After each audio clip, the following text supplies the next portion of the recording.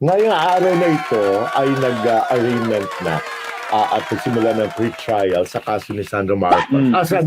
Sandro Mulak against si Dodi, si Nones. Nones. Nones sa kayong kasama yung dalawang perpetrators, yung ano niya, no? Sa kanyang kasong isang file na rape through sexual assault na ifinal sa Pasay City Regional Trial Court, no.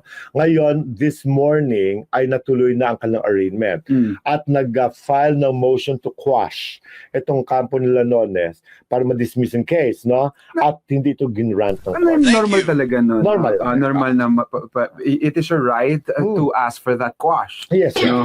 Kahit sino naman normal yan, hindi yan dahil sa na iniisa ng korte. Hindi, pero dahil sinabing hindi pwede at itutuloy yung kaso, parang lumakas bigla.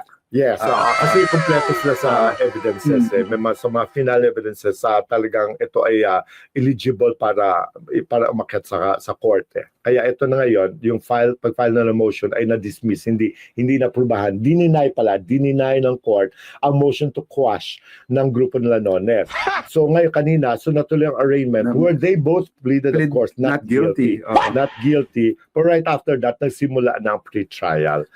Dumating ang kanyang nanay na si andito ba si Edith pa rin? Di ba nakaalis? Yari Capistrano. Umuwi dito, bumalik sa Pilipinas para sa trial na ito. Parang isa yata siya sa mga witness or magsasalita din. As a mother.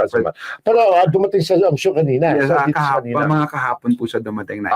Sila na ni Nino ay I'm sure ng hearing ng the family will be really supporting the guy, si Sandro, dahil nga talaga mabigat yung pinagdaanan at pinagdadaanan nitong batang ito.